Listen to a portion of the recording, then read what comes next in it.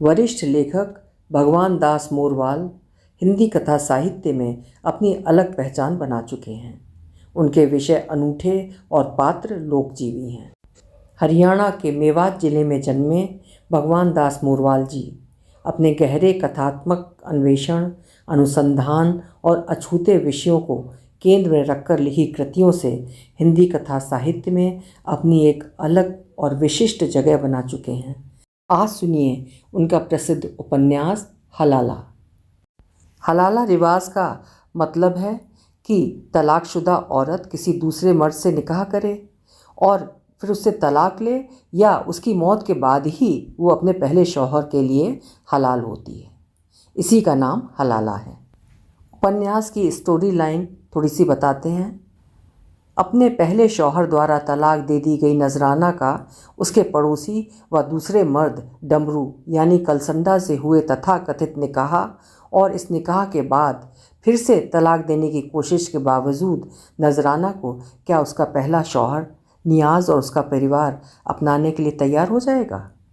इस उपन्यास के माध्यम से भगवान दास मोरवाल जी एक बार फिर उस अवधारणा को तोड़ने में सफल हुए हैं कि आज़ादी के बाद मुस्लिम परिवेश को केंद्र में रखकर उपन्यास नहीं लिखे जा रहे हैं। नियाज, डमरू और नजराना के माध्यम से स्त्री पुरुष के आदिम संबंधों, लोक के गाढ़े रंग और किस्सा गोई से पगा ये उपन्यास उस हिंदुस्तानी गंध से लबरेज है जो इधर हिंदी उपन्यास में तेजी से गायब होता जा रहा है। आंचलिकता से भरपूर ये उपन्यास मेवात पृष्ठभूमि पर लिखा गया है, इसलिए मेवाती बोली की बहुलता इस उपन्यास की विशेषता है। आरंभ करते हैं धारावाहिक रूप से हलाला उपन्यास। आज सुनिए भाग 1। कलसंडा। डमरू के कानों में जब जब ये शब्द पड़ता तब तब उसे लगता मानो पूरी कायनात धधक उठी हो और पूरी देह में कील की मानिंद काबली कीकर के सख्त कांटे ठोक दिए हों। वो उसी समय सबसे नज़रें बचाते हुए सीधे नोहरे में जाता और सालों से सहज कर रखे गए बहुकोणीय, टूटे और धुंधले पड़ चुके आईने में देर तलक अपने आप को अपलक निहारता रहता। पता नहीं ये इस पुराने पड़ चुके आईने का दोष है या उसका अपना वहम कि उसे इसमें ऐसा कुछ नज़र नहीं आता जैसा पूरा मोहल्ला और उसकी सबसे छोटी भावज आमना कहती है। वो पूरी कोशिश करता यह जानने की कि क्या सचमुच उसका रंग रूप काले सांड की तरह है। अपने इसी वहम को झुटलाने की बार बार कोशिश करता और आखिरकार उसे अपने इस धुंधले पड़ चुके आईने पर ही यकीन करना पड़ता। अपना ही अक्स डमरू को अपना नज़र नहीं आता, बल्कि बिना खल चूरी की सानी के ऐसा बलद नज़र आता जिसका काम 12 महीना अपनी देह तोड़वाने के कुछ नहीं होता। डमरू को लगता जैसे भादों की देह चाटती धूप में किसी आवारा मुंडेर पर स्याह काई की परत चढ़ी हुई हो। नियति के इस बेरहम मजाक पर उपजा गुस्सा धीरे धीरे अपने आप बेचारगी में बदलता चला जाता और प्याज की गंठों जैसी जिन बलिष्ठ भुजाओं पर उसे बड़ा नाज रहता, देखते ही देखते वे सूखी रेत पर छटपटाती मछलियाँ सी नजर आने लगतीं। खुदा ऐसा रूप और कदकाठी किसी को न दे। अपने परवरदिगार से मन ही मन एक बेजा शिकायत कर डमरू अभी आईने के सामने से हटा ही था कि सबसे छोटी भावज आमना ने शायद उसे देख लिया था, जो किसी काम से यहाँ अपनी जेठानी फातिमा के साथ आई थी। जब देखो ई नौसा चारू पहर या शीशा के आगे धरो पावे है। ई तो खुदा ने थोड़ो सो मलूक न बनायो हो तो पतो ना कैसी धरती है फाड़तो। सबसे छोटी भावज आमना ने मुंह बिचकाकर अपनी जेठानी से कहते हुए जैसे जानबूझकर अपने देवर डमरू को पहुंचा। सुनते ही डमरू के पूरे जिस्म में धारदार बर्छियां खुपती चली गईं। जिन भुजाओं की मछलियां थोड़ी देर पहले छटपटाती सी नजर आ रही थीं, छोटी भावज के इस आवाहन पर जैसे मचल उठी। जिस स्याह चेहरे पर भादों की देह चाटती धूप में आवारा मुंडेर पर स्याह काई की परत चढ़ी दिखाई दे रही थी, उसी चेहरे की यह परत भीतर ही भीतर मानो ऐंठने लगी।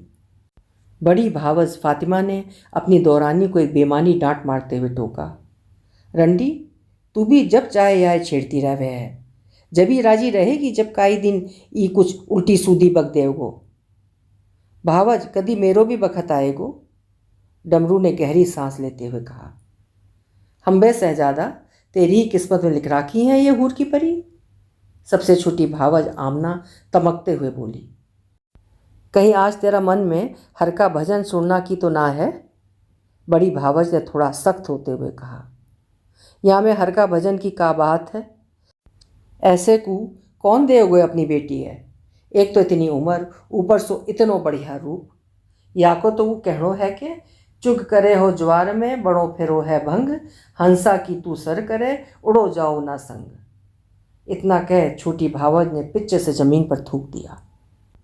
ठीक है भावज, मेरो भी नाम डमरू ना, जो एक दिन तेरी माँ ही, कहते कहते रुक गया डमरू। अपने देवर के इस तेवर को देख बिजली भावज फातिमा सहमती चली गई। पता नहीं डमरू के इस अधूरे वाक्य में कोई अनर्थ छिपा हुआ था या सचमुच कोई चुनौती छिपी हुई थी। उसने अपनी दौरानी आमना को बाजू से पकड़ा और लगभग धकेलते हुए उसे नोहरे से ले आई। दोनों भावजों के जाते ही नोहरे में खामोशी बिछ गई। डमरू देर तलक उसी धुंधले आईने के सामने खड़ा एकटक अपने आप को निहारता रहा, जिसने उससे कभी झूठ नहीं बोला। वो अलग अलग कोणों से खुद को देखता रहा। काफ़ी देर बाद उसके भीतर उफनती लहरें शांत हुईं तो एकाएक उसकी नज़र अपने अक्स पर ठिठक गई। अपने आप को गौर से देखने के बाद उसे लगा उसकी भावज आमना ने गलत नहीं कहा है। इस उम्र में ऐसे को भला कौन अपनी बेटी देगा। डमरू के कोर भीग आए और देखते ही देखते पनीली आंखें भरती चली आईं। उसे इसका पता भी नहीं चलता अगर कोरों से गुनगुनी पतली धार गालों से सरसराती हुई दिखाई नहीं देती। अपने परवरदिगार से एक बार फिर वो मन ही मन एक बेईमानी से शिकायत करता कि तभी मस्जिद के लाउड स्पीकर से आई जुन की अजान ने उसके अशांत भटके हुए मन पर जैसे दस्तक दी। उसने कुर्ते की आस्तीन से कोरों को पोंछा और तेज तेज कदमों से मस्जिद की ओर बढ़ गया। पता नहीं कैसे ये बात घर से मोहल्ले में और मोहल्ले से फूटकर लपर लेंडी के कानों तक जा पहुंची। लपर लेंडी के पास पहुंचने का मतलब ये हुआ कि इसके बाद इसके बारे में किसी को कुछ बताने की ज़रूरत नहीं है। आग के पक्के डोडे से निकले फोहे उड़कर कहाँ कहाँ पहुंच जाएंगे अंदाज़ा लगाना मुश्किल नहीं है। लपर लेंडी के कान तो ऐसी बातें लपकने के लिए जैसे लपलपाए रहते हैं, इसलिए वो उसी दिन से बेचैन है जिस दिन से ये बात उस तक पहुंची है। न जाने किस दुनिया में खोया डमरू तेजी से उड़ा जा रहा था कि लपर लेंडी के चौतरे के आगे पहुंचते ही उसके पांव ठिठक गए। मियाँ डमरू, इतनी तेजी से कहाँ भागे जा रहे हो? डमरू ने रुककर देखा तो पाया अपने चौतरे पर लपर लेंडी जैसे उसी का इंतजार कर रहा था। काका बस ऐसे ही तो जनाब ऐसे कह रहे हैं जैसे निकाह पढ़ा कर आ रहे हैं। इस बार डमरू के कान खड़े हो गए ये सोचकर कि ये लपर लैंडी आज इतनी नफासत, मुलायमियत और तमीज़ के साथ, वो भी एकदम लखनवी अंदाज में, कैसे पेश आ रहा है। सबसे ज़्यादा उसे ये देखकर हैरानी हो रही है कि जिस आदमी पर उसे आज तक ये शुबहा सा रहा है कि जिसे उसका असली नाम पता है भी या नहीं, वो पूरी इज्जत बख्शते हुए उसे मियाँ डमरू कहकर संबोधित कर रहा है, जबकि ये तो हमेशा सीधी कुल्हाड़ी से लत्ता धोता है। ना, ऐसी कोई बात ना है काका, डमरू ने टालना चाहा। बता तो डमरू, अब तू ना बताए तो तेरी मर्जी, लपर लेंडी ने कुरेदते हुए पूछा।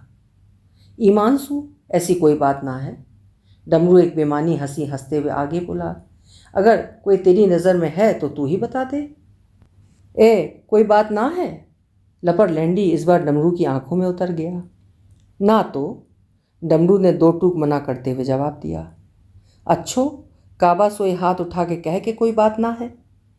डमरू ने तुरंत काबा यानी पश्चिम की तरफ हाथ उठा दिया। अब लपर लेंडी चुप। पल भर के लिए उसे अपने कानों और बताने वाले दोनों पर शक सा हुआ, मगर ऐसा कैसे हो सकता है, यही सोचते हुए बोला। पर यार, मैंने तो सुनी ही कि तुम दोनों देवर भावज में कोई तगड़ी टिसल फिस हुई ही। अच्छो, तो नोहरा वाली बात तेरे पे भी पहुँचेगी। वैसे वो कोई बात ना ही, ऐसी छोटी मोटी मजाक तो देवर भावज में चलती रहवे हैं। कहा कही छोटी मोटी मजाक? वो छोटी मोटी मजाक ही के जब देखो ई कलसंडा पराई बहू बेटे ने तक तो रहवे है। शुक्र है खुदा ने ई थोड़ो सो मलूक ना बनायो, नहीं तो गांव मोहल्ला की एक भी कुंवारी ब्याहता या ना छोड़ तो। पर काका, मेरी भावज ने ई बात तो कही ना ही। डमरू के चेहरे का रंग जैसे उड़ गया। तो फिर जो कही ही वही बता दे, लपरलैंडी ने डमरू को घेरते हुए पूछा। इससे पहले कि डमरू लपरलैंडी के कहे में कुछ संशोधन करता, सामने से चौतरे की सीढ़ियां पार करते हुए किसी ने पूछा, अरे या राणा बिंजार ए कहा विद्या पढ़ारो है। अरे यार फकीरा, तू भी सही मौका पे आयो है। अच्छो सुन, तैने भी सुनी है कि इन देवर भावज में कोई टिसल फिस हुई है। पुष्टि के लिए लपरलैंडी फकीरा की पलटा। हाँ यार, मैंने भी सुनी है कि याकी भावज ने यासू खूब भली बुरी कही है। ले सुन ले, ये फकीरा तो ना सिखायो है मैंने। अरे बावला, तेरी भावजन ने तो ऐसी ऐसी बात कही बताई कि हम तेरे आगे बता देवें तो तोकू मरण को भी जगह न मिलेगी। पर हमने कहा तिहारी घर की बात है, इतना कह लपरलैंडी हल्के से फकीरा की ओर पलटा, फिर उसकी तरफ आंख मारते हुए गहरा सांस लिया। पर या में तेरो कसूर ना है डमरू, ऊपर वालों ना तेरे साथ ऐसो अन्याय कर तो ना तो ये दिन देखना पड़ता। बात तो तेरी 16 आने ठीक है यार लपरलैंडी, वरना कहाँ कमी है या पट्ठा में। अरे थोड़ो सो रंग रूप ही तो ना है। फकीरा, वीर बाणी रंग रूप सूना हथियार सू दबे है। वैसे असल बात ये है कि याकी भावजन ने मुफ्त में एक मजूर मिल रहा है। अरे बाकी का भाई तो अपनी अपनी लुगाइने बगल में लेके सोवे और खटतो डोले है बेचारो डमरू। बताओ ये कहीं को न्याय हो। लपरलैंडी की बात पूरी होते होते डमरू की नसों में ठिठका हुआ खून हरहरा के ठहाठा मारने लगा। भुजाओं में शांत पड़ी मछलियों के गलफड़ों में मानो ढेर सारी ऑक्सीजन भर गई। एक बात और कहूँ फकीरा, ये तो डमरू ही भलो आदमी है, नहीं तो कोई और सो हो तो ना तो अब तलक काई भावज इकल्ली पाके टांग दे तो। मजाल है पीछे इनमें सू कोई कुछ कह जो जाती। लपरलैंडी ने एकदम नाजुक जगह पर चोट करते हुए कहा। वैसे डमरू, ये बात कही कौन सी भावज नहीं। फकीरा चेहरे के भावों को छिपाने के लिए अक्कल दाढ़ में फंसे किड़के को कुरेदने लगा। किसने कही है? वही है हमारा घर में एक छाकटी मेरी सबसू छोटी भावज। नज़र नीची कर डमरू ने धीरे से कहा। यार वाने जरूर कही होएगी, वैसे भी उस सिंगार की है, और सिंगार का बारा में तो ई कहावत मशहूर है कि अगर अपना घर में झगड़ा करवाणो है तो सिंगार में जा बसो, और काई सो लठ बजाणो है तो अपना घर में सिंगार की ब्याह लाओ। वैसे एक बात कहूँ डमरू, मौका देख के काई दिन तू यादारी की सिंगार वाली को ही मीटर खींच दे, या को जोबन कुछ ज़्यादा ही फटो मरे है। दांत पीसते हुए मचमचाते हुए सुझाव दिया लपरलैंडी ने। काका, मैं तो यह काम भी कर दूं, पर मरनो या बात को है कि भावज है वो भी सगी। बेकूफ, यही मारे तो कह रहा हूँ कि भावज के लगे है मेरे यार। वैसे भी भावज पे देवर को पूरा हक होवे है। अन्यायी 5-5 पंडुन ने भी तो अपनी एक ही भावज द्रौपदी सु काम चलायो हो। लपरलैंडी ने उचकते हुए डमरू का हौसला बढ़ाते हुए कहा। डमरू लपरलैंडी के सुझाव पर कुछ नहीं बोला। लपरलैंडी, मेरी तो सबसे बड़ी चिंता ही दूसरी है कि नट घोड़ा और नाजनीन बधिया मल्ल सुनार, ये छेऊ ठाड़े भले बूढ़े हुए तो ख्वार। ई बात तो तैने फकीरा सही कही है। थोड़ा सा दिन की बात और है, पीछे तो ये हज के लायक भी न रहे गो। अरे हारी बीमारी में यह कोई एक गिलास पानी भी ना देवगो। डमरू की ठंडी शिराओं को ताप देने के लिए लपरलैंडी अपनी तरफ से मुट्ठी भर समिधा डाल उसे भड़काते हुए बोला। मेरे यार, ज़्यादा नरमी भी आदमी का आपा एक खावे है। फकीरा ने धीमे से उसमें फूंक मारते हुए कहा। डमरू के भीतर जैसे कुछ खदबदाने लगा। वो धीरे से उठा और नोहरा जाने के बजाय तेज़ तेज़ कदमों से असर की नमाज़ पढ़ने के लिए जामा मस्जिद की ओर मुड़ गया। मगर आधे रास्ते तक उसकी चाल मंद पड़ती चली गई और मस्जिद की सीढ़ियाँ चढ़ते चढ़ते तो उसके अंदर ये कुफ अंगड़ाई लेने लगा। जैसे पाखा पे ढलती धूप, जोबन तेरो 2 दिन को गोरी गोरी नार, या पे मत कर इतनो गुमान, गहा जाएगो कोई रानो बिंजार। सांझ की उदासी का असली रंग और सुबह का भोला कुनमुनापन देखना हो तो उसके लिए इस देश के गांव देहातों से अच्छी जगह दूसरी नहीं हो सकती। आलम यह होता है कि ईशा की नमाज होते होते ज़्यादातर घरों के चूल्हों की राख कब ठंडी हो जाती है पता ही नहीं चलता। सांझ का झुपटा घिरते घिरते और दिया बाती होते होते उदास उसारे हरकत में आ जाते हैं और ईशा की नमाज तक लगभग पूरी तरह खामोश हो जाते हैं, जबकि सुबह का कुनमुनापन किसी जिद्दी बच्चे सा अपने उनींदेपन में देर तलक कसमसाता रहता है। ये देखकर पूरे घर को हैरानी हुई कि जो डमरू अपनी भावजों द्वारा बांधे गए दिनों के अनुसार शाम की रोटी नोहरे में ही खाता है, वो बिना किसी पूर्वाभास और किसी को बिना कुछ बताए मगरिब की नमाज पढ़ते ही सीधा घर आ गया। डमरू का इस तरह औचक आना भले ही किसी और को खटका हो या नहीं, उसकी सबसे बड़ी भावज नसीबन को जरूर खटका। डमरू के पाँवों की चाप उसे चाप नहीं, किसी अनहोनी की जैसी दलक सी लगी। पता चलते ही नसीबन सीधे दालान में आई और इससे पहले कि डमरू कुछ कहता, उसने एक तरफ खड़ी चारपाई बिछा दी। सबसे छोटी भावज आमना को तो जैसे ही पता चला कि डमरू आया है, उसके तो समझो काटे खून नहीं। डमरू अभी चारपाई पर बैठा ही था कि मगरिब की नमाज पढ़ दोनों बड़े भाई जमाल खां और कमाल खां भी आ गए, जबकि तीसरा भाई नवाब खां कभी भी आ सकता है। एक पल के लिए तो उन दोनों को भी हैरानी हुई कि आज कैसे बिना बताए डमरू आया हुआ है, मगर उन दोनों ने कुछ नहीं कहा। वैसे भी उसका घर है और अपने घर में वो जब चाहे आ सकता है। ये अलग बात है कि वो अपनी भावजों की इज्जत करते हुए घर गृहस्थी वाले इस सहन में झांकता नहीं है। दोनों भाई वहीं बिछी दूसरी चारपाई पर बैठ गए। लाओ भाई, रोटी टूक होगी होए तो लियाओ, जमाल खान ने उसारे की ओर देखते हुए कहा। आदेश पाते ही एक एक रोटियों की चंगेरी, सब्जी की पतीली, चमड़ी कटोरी और पानी का जग आ गया और इससे पहले कि दोनों भाई खाना शुरू करते, तीसरा भाई नवाब भी आ गया। अरे आज ही डमरू कैसे गैल भूल गो, दालान में घुसते नवाब ने मुस्कुराते हुए कहा। क्यों, ईघर याको ना है, तू भी यार कदी कदी कैसी कुलखड़ी बात करे है, जमाल खान ने अपने भाई नवाब को परोक्ष रूप से डांटते हुए कहा। मेरा कहना को वो मतलब ना है, मेरो मतलब है कि आज कैसे चुपचाप। तो कहा आए काईसु इजाज़त लेनी पड़ेगी या फिर झांझ बजानी पड़ेगी। तू तो बेमतलब कढ़ी सो फनरो है, अन्यायी मैंने कौन सी गाली दे दी। छोड़ो ना, पतो ना, तम भी कहा रामायण ले बैठा। चुपचाप रोटी तो ना खाई जा रही है, इस बार नसीबन दखल देते हुए बोली। जमाल खां और नवाब की झल्लाहट आने वाली किसी अनिश्चितता की वजह से थी या इसकी कुछ और वजह थी, कहना मुश्किल है। हाँ, अगर नसीबन इसमें दखल नहीं देती तो शायद इस अनिश्चितता की पदचाप साफ सुनाई दे जाती। किसी को नहीं था इसका गुमान कि आज ये डमरू ऐसी बेहूदी बातें ले बैठेगा। ऐसो कर, रोटी खाली होए तो निवाज पढ़ के चुपचाप सो जा। कह रहा है कि मैं हज करण जाऊँगो, हज के कोई बातन सु होवे है, सबसे बड़े भाई जमाल खान ने कुल्ला करते हुए डमरू को डांटा। और जो ई दुनिया कर कर के आ रही है, डमरू ने धीरे से कहा। करके आ रही है, पर वाको पहले पासपोर्ट बनवाना पड़े है और फिर दिल्ली जाके सरकार से इजाज़त लेनी पड़े है। ई कौन सी बड़ी बात है, तेने भी तो बनवा रखो है, तोहे भी तो सरकार से इजाज़त मिलगी ही, जैसे तोहे मिलगी वैसे मोहे भी मिल जाएगी।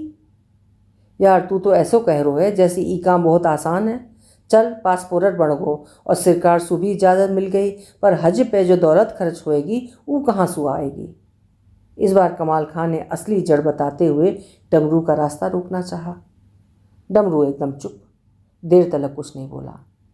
तीनों भाई यानी जमाल खां, कमाल खां और नवाब ने कनखियों से एक दूसरे की ओर देखा। या को मतलब या घर में मेरो कुछ ना है।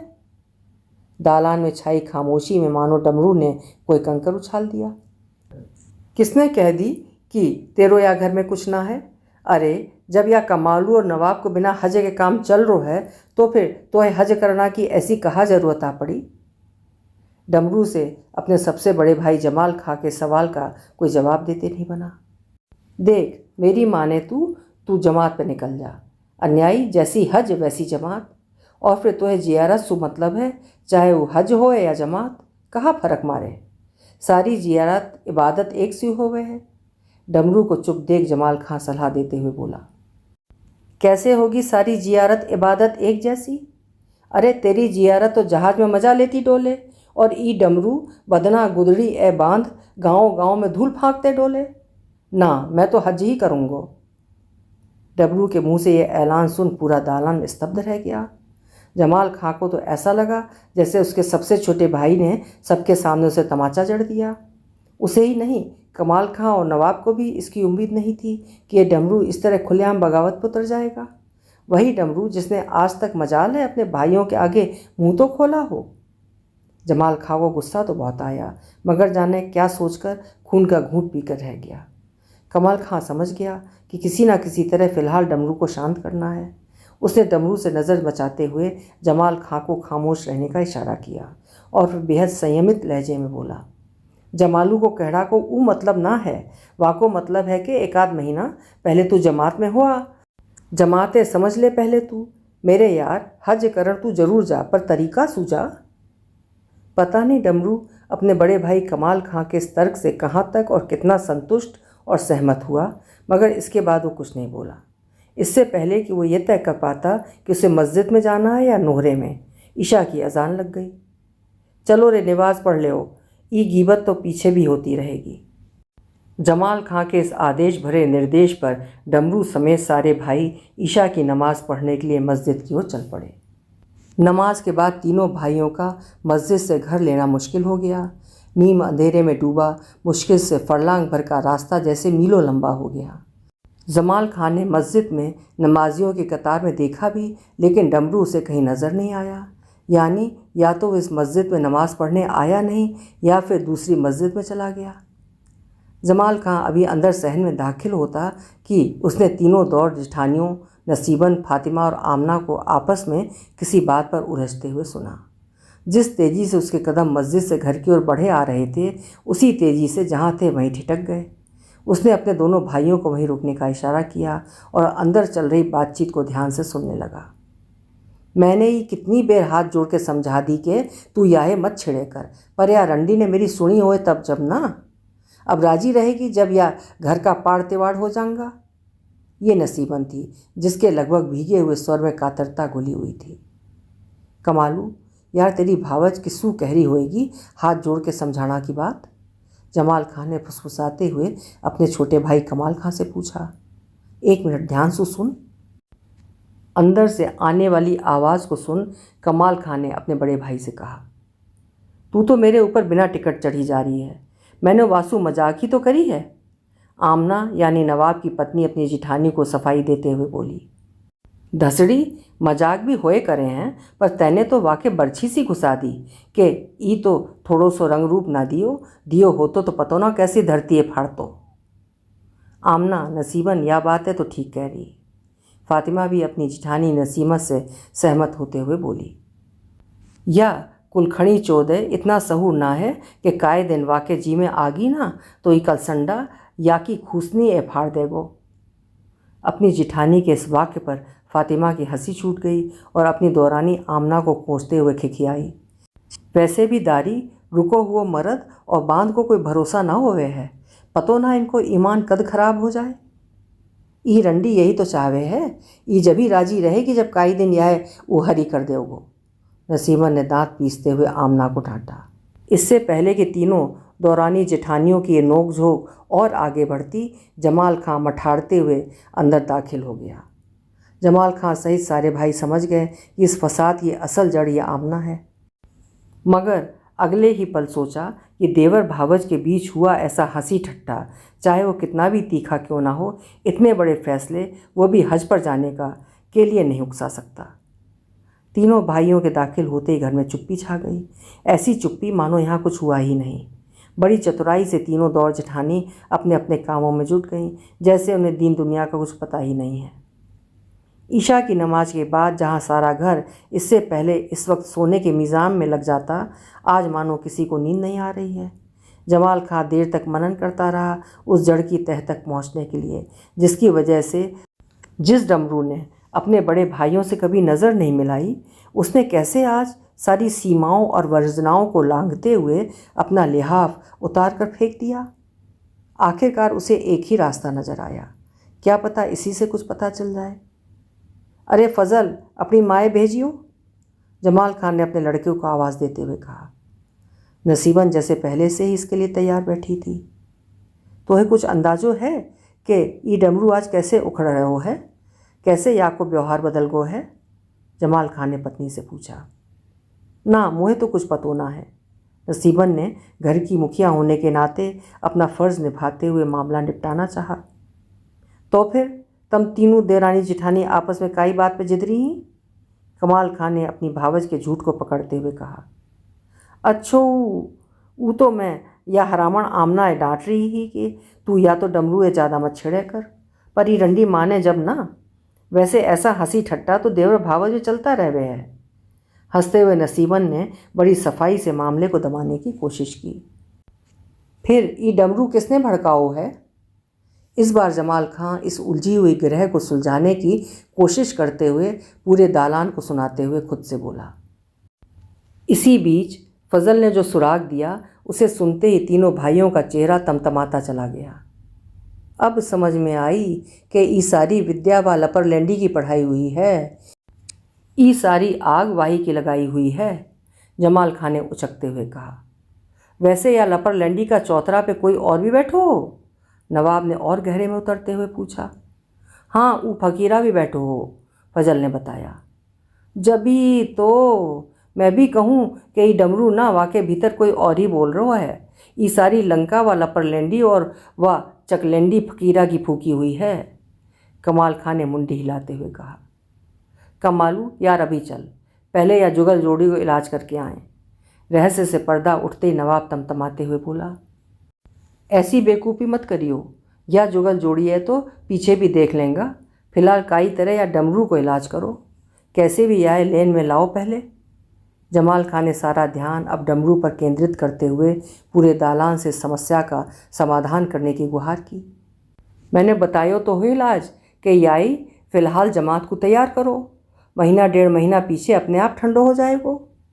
कमाल खान ने एक बार फिर अपना तरीका आजमाने का सुझाव देते हुए कहा।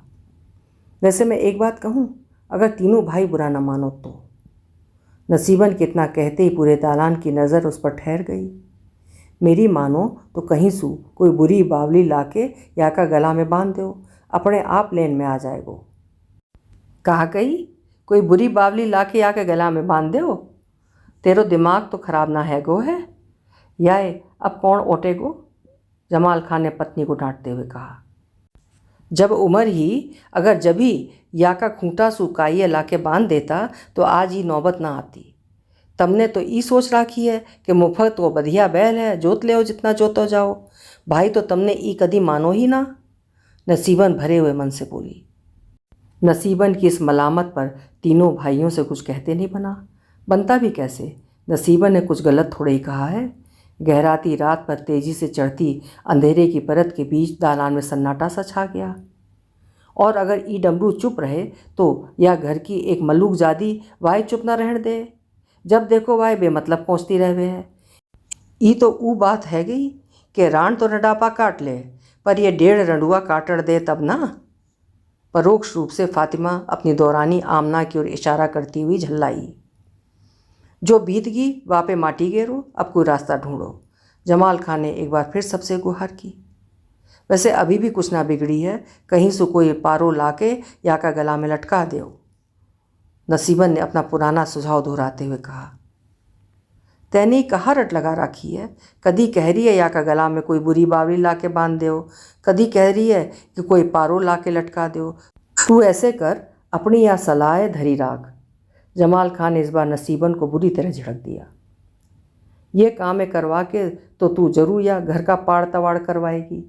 अपने बड़े जेठ का समर्थन मिलते ही आमना ने एक तरह से अपनी जिठानी के सुझाव में पलीता लगा दिया। ये सारा बीज तेरा ही बोया हुआ है गुंटी, कदी तू वाय कलसंडा कहवे तो कदी कुछ। नसीबन ने इसके बाद नोहरे में आमना द्वारा कही गई सारी बातें बता दी।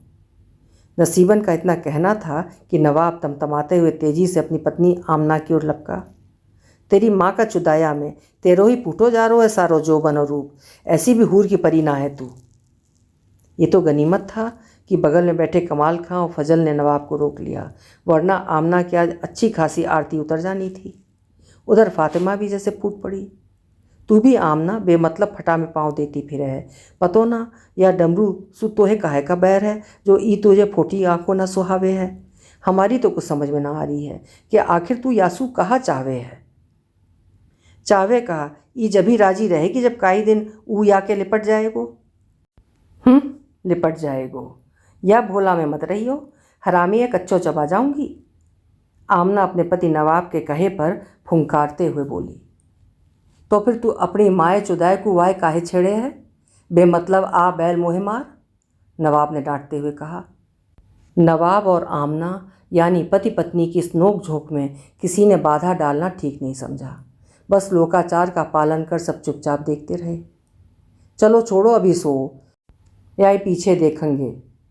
बात को यहीं ख़त्म कर जमाल खां खड़ा हो गया कि कहीं ऐसा ना हो कि नसीबन के सुझाव का उसकी दौरानी फातिमा भी समर्थन कर बैठे।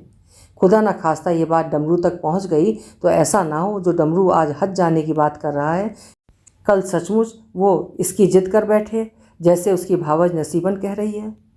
इससे पहले कि नसीबन अपने देवर डमरू के भविष्य को लेकर और भावुक होती, जमाल खां इस मुद्दे को यहीं दफन कर दालान से बाहर निकल आया। उपन्यास की कहानी जारी रहेगी अगले भाग में।